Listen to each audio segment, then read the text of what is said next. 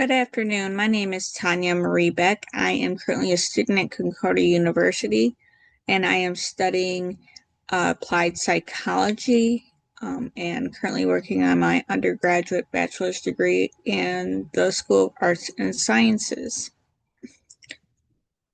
For this assignment, we are asked to do an imaginary experiment, and my topic is needs-based learning and individualized instruction. So for this study or imaginary experiment, it'll be examining how meeting physiological needs affects cognitive performance.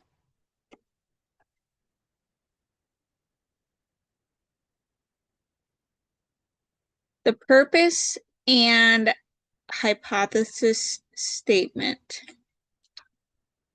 The purpose for this is, how does meeting students' physiological needs through individualized needs-based learning impact their cognitive performance in an educational setting? Hypothesis. Providing students with the opportunity to learn in a needs-based, individualized manner that responds to their physiological needs will result in higher levels of cognitive performance at school. In particular, students who are taught in a way that accommodates their individual physiological needs will show better results in terms of attentiveness, memory, and problem solving than those who cannot be taught according to their personal physiology. Introduction and justification for the study. Study background. The background is to review the overlap between personalization and needs-based learning, especially in how meeting students' physiological and physiological needs can improve their academic performance. Citing studies such that Dubinsky and Hammond, the review emphasized that benefits of reward center approaches, which stimulate the brain's reward circuitry, driving reinforcement and long-term recall, alongside a word of caution about saturating working memory, which occurs when students undertake direct instruction. Basically overloading their mind with direct instruction versus individualized instruction, where you have kids of maybe the same group, and they're all on the same kind of level in their process of learning. So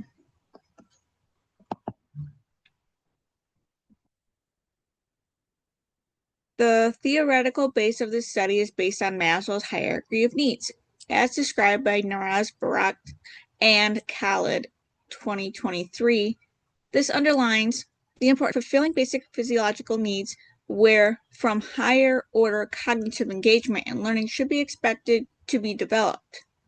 Practical education approaches that suit their bodily needs will simultaneously help with students' physical wellness and motivation towards mental struggles. Together, these reviews constitute a coherent rationale for application of personalized, need-supportive educational settings to enhance cognitive performance and achievement. Introduction and justification of the study. Rationale for study. This study uses random control trial designed with two groups of teachers.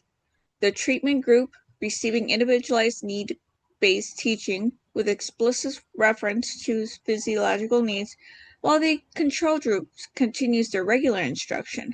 The design allows estimation of causal effects on cognitive performance by preparing outcomes from these conditions. Introduction and justification of the study for potential contributions, meeting physiological needs, and affecting cognitive performance. Maslow's hierarchy of needs, where high-level cognitive functions, learning delays can be affected due to lack of attention due to the student's needs. Maslow's hierarchy of needs. Now, we need to meet physiological needs, which are, at the very least, we don't want to be hungry, thirsty, exhausted, freezing, overheating, sick, or in pain. So meeting those first needs plays a good effect on students learning. If they're hungry, tired, irritable, they're going to disengage. And any information that is presented to them is not going to be retained. If there is some retention, it may be minimal. So focusing on physiological aspects, and in that respect, of Maslow's hierarchy of needs, for this experiment. Study participants. Eligible participants will be from a local grade school classroom. Inclusion criteria are students age 7 to 8 with parental or guardian consent. This would be the first grade, where you have the kids between 7 and 8 years of age, depending upon when their birthday falls.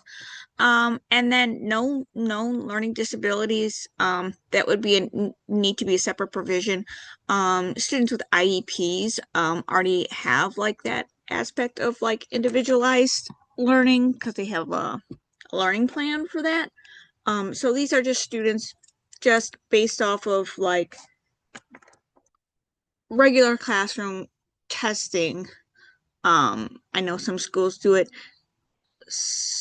fall, winter, and spring. So based on like, for instance, fall testing, they determine, okay, these students are here. Okay, these students fall in this, we have this group of this students who fall within, this bracket, and then we have another set of students who fall in this bracket, and this is where they're at academically. Exclusion criteria include active morbid diseases that may interfere with the determination of physiological requirements. Like learning disabilities would fall into that aspect. Just overall, defects that children may have. Allocating such a rare resource by random allocation will be necessary to ensure comparability. Independent variable. For this one, the independent variable, we will go through. Neurobiology of learning, associated reinforcement learning. According to Dubinsky and Hammond, 2024, student learning motivation and memory maintenance depend on neurobiological mechanisms of associated learning and reinforcement learning. So this theory distinguishes between the method of traditional direct instruction. That is just basic, the teacher in front of the classroom, giving the lesson to the classroom. Everybody's in the same room. And relying on the knowledge transmission, which can create excessive mental processing demands for working memory. So that means like overloading the child's brain with all this information all at once, and it's not broken down into little pieces, and then kids tend to get overwhelmed depending upon where they're at academically. Those kids that are, score higher on those tests are obviously going to pick up on that information a little bit quicker than those that don't have that retention. They don't have that cognitive ability to retain that information. And they also lack skills to be able to know how to use those skills accordingly. The reward system becomes active through 2 active learning methods, which boosts student motivation and memory retention. Group work, which is basically everybody's, in their groups, they're working on certain different activities within that group. Could be flashcards, could be worksheets, could be independent. We could be doing a worksheet together as a group. We could be doing a set of flashcards depending upon what we're doing, if we're doing reading or math, for those different variable tests and group work. The independent variable consists of 2 instructional methods, which include traditional direct instruction, which I've spoken about, the teacher in front of the classroom, instructing the entire classroom, and then active learning techniques, using active learning techniques, repetition, constantly reiterating the lesson and making sure the students have understood the objective and what they are expected to know by the end of that lesson.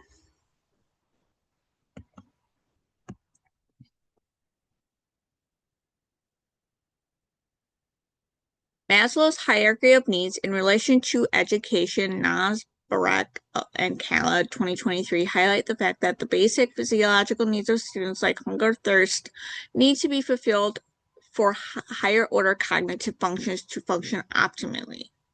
So again, if a student is hungry, tired, those play into the ability to get their brain functioning. If they're focused on their stomach, my stomach's hurting, my stomach, that's where their focus is. It's not on, oh, the teacher's trying to teach me this. Let's learn this. So the model establishes it's based on physical health because physical health functions as the fundamental system that enables students to learn and think more effectively. Independent variable students' satisfaction levels regarding their basic physiological requirements, including food, water, and health status. Just making sure that they're healthy, not tired. Just overall, being able to focus and being in the now. According to Liu and Nesbitt, 2023, need for cognition represents the degree to which people want to perform intricate mental operations. The research shows that this personality trait leads to better academic results, so educational spaces needed to provide both physical comfort and mental stimulation. So physical comfort, maybe have some snacks, water, juice, mental stimulation, using different manipulatives to help that child, see things from a perspective like, oh, this is what, a group of 10 looks like, or this is what the word looks like. This is the word. This is what we're doing.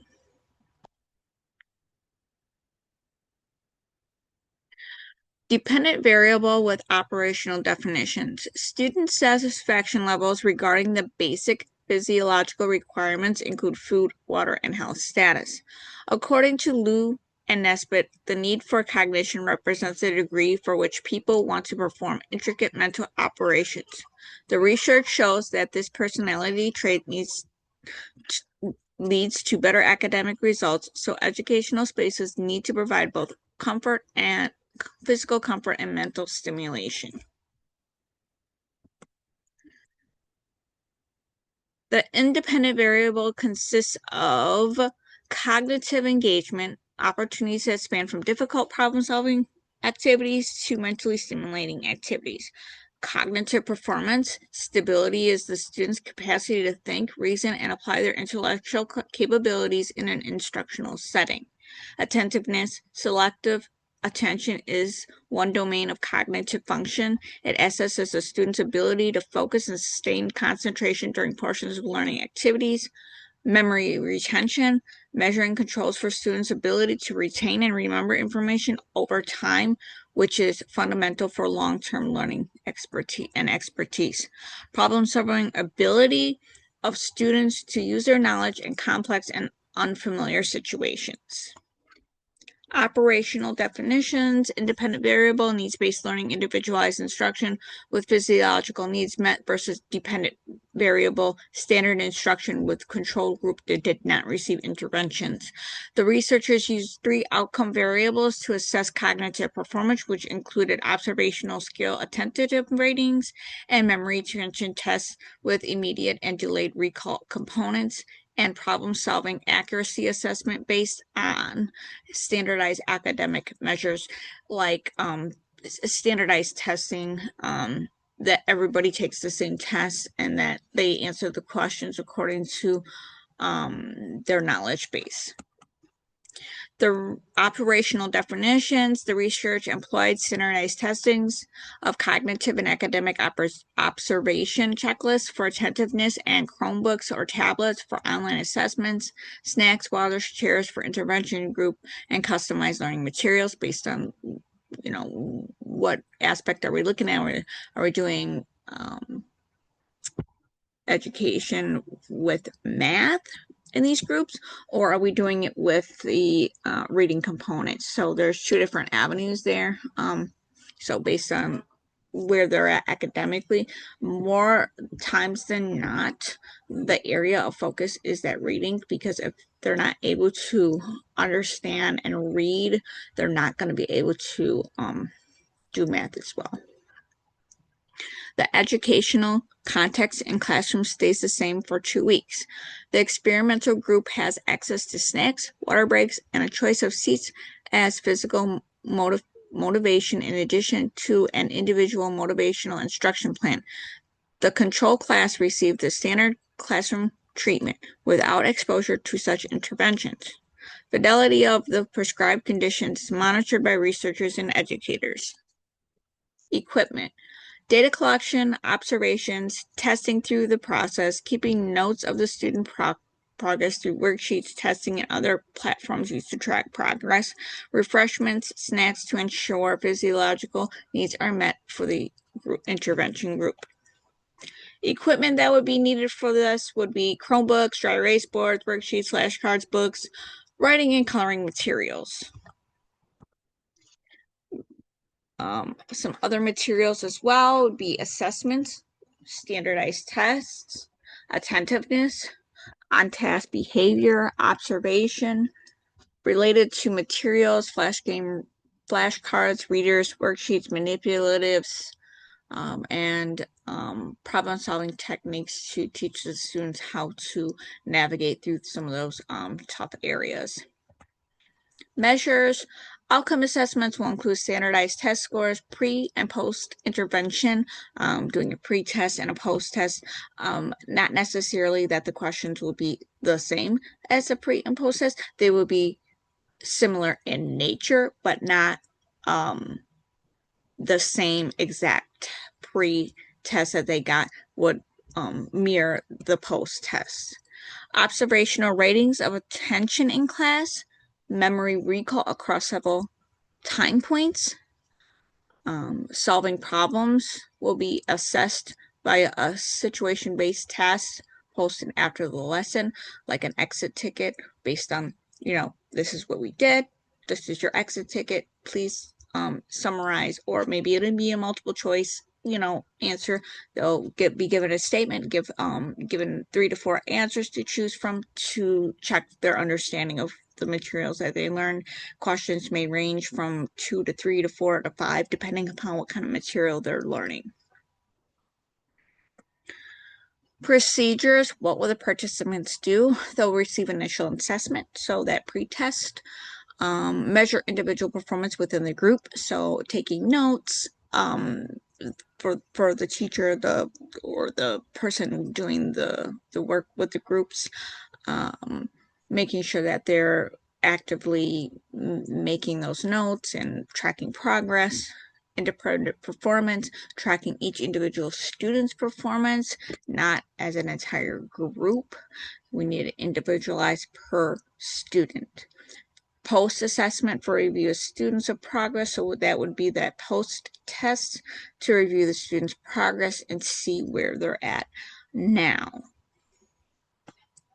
And these are my references, and I hope I have described and shared everything about the imaginary project that needed to be discussed. Thank you for your time.